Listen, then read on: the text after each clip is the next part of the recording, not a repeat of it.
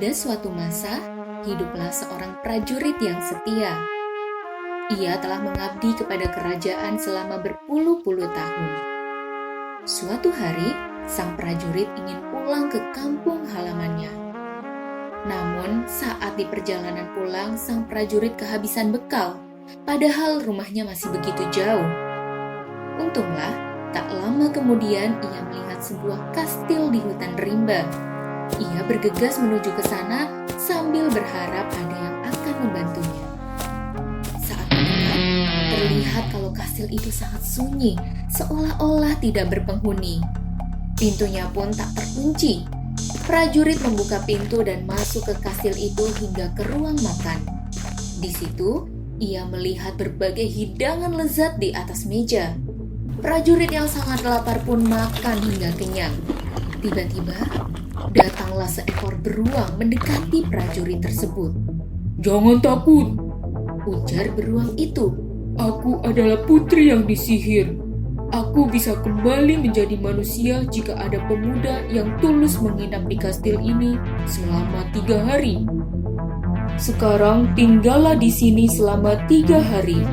Pinta beruang itu. Prajurit ketakutan. Ia berusaha kabur dari kastil itu, namun tidak berhasil menemukan jalan keluar kastil. Terpaksalah ia tinggal di kastil itu. Setelah 3 hari berakhir, ia menemukan seorang gadis jelita di dalam kastil. Ternyata, gadis itu adalah putri yang terbebas dari sihir.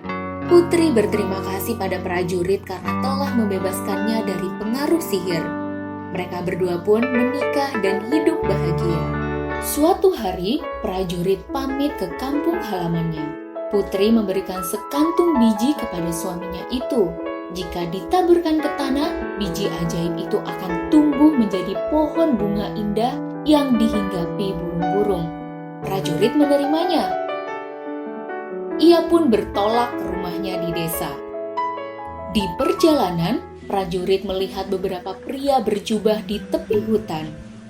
Para pria itu sedang merebus air, tapi anehnya tanpa menggunakan api. Prajurit mendekat untuk memeriksa kejadian ini.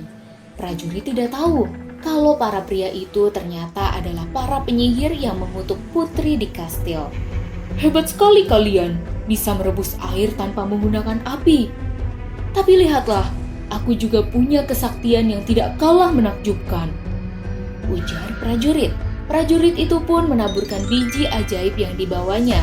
Saat biji tersebut berubah menjadi pohon bunga yang indah, para pria itu terkejut. Mereka sadar kalau prajurit adalah pemuda yang menyelamatkan putri tersihir. Lalu, para penyihir itu mengutuk prajurit. Kutukan mereka membuat prajurit tidur tak bisa bangun lagi. 1 bulan berlalu dan prajurit tidak kunjung kembali. Putri merasa cemas. Ia pun pergi mencari suaminya itu. Di tepi hutan, ia melihat suaminya tidur di bawah pohon bunga yang bermekaran. Putri berusaha membangunkan suaminya itu. Sayangnya, suaminya tak kunjung bangun. Putri merasa kecewa.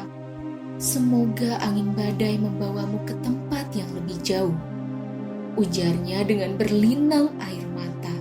Beberapa saat kemudian, badai betulan muncul dan membawa prajurit. Putri terkejut dan tak menyangka kalau ucapannya menjadi kenyataan. Ia pun menangis. Putri ingin suaminya kembali. Sayangnya, yang terjadi sudah terjadi. Prajurit terombang-ambing dihembus badai selama bertahun-tahun. Pada suatu ketika, ia bertiup hingga tiba di suatu tempat terpencil. Prajurit pun terbangun dari tidurnya. Ia berada di sebuah pulau di tengah-tengah laut. Prajurit kebingungan. Ia pun sadar kalau ia telah tertidur sangat lama. Lalu, prajurit bertanya kepada angin yang lewat.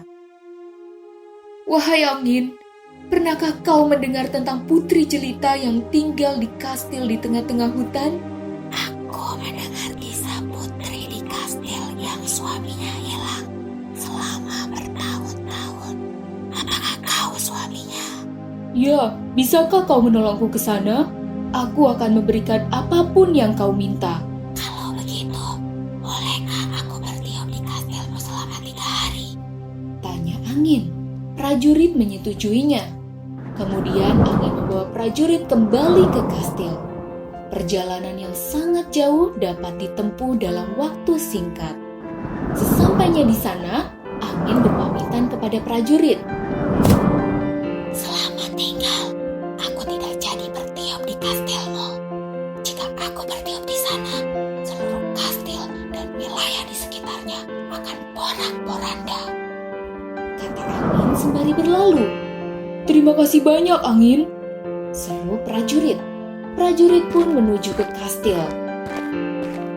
Sang putri ternyata masih menunggunya dengan setia di kastil. Begitu melihat suaminya dari kejauhan, putri segera berlari menyambutnya. Ia memeluk suaminya dan meminta maaf.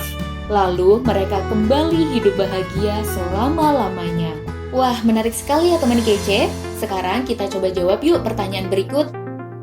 Pertanyaan pertama, putri meminta maaf kepada suaminya karena... Pertanyaan kedua, sayangnya yang terjadi sudah terjadi. Peribahasa yang sesuai dengan kalimat ini adalah... Dan pertanyaan ketiga, bukti yang menunjukkan kalau cerita tadi termasuk cerita imajinasi adalah... Oke, kalau kamu menyimak ceritanya dengan baik, pasti bisa dong jawab ketiga pertanyaannya. Yuk, tulis jawaban kalian di kolom komentar. Nah, buat yang mau tahu jawaban dan pembahasan lengkapnya, bisa cek latihan soal bahasa Indonesia topik cerita imajinasi. Tentunya hanya di kejarcita.id. Ayo, download aplikasi Kejar Cita di Play Store sekarang juga. Kejar Cita, kejar ilmu, raih cita.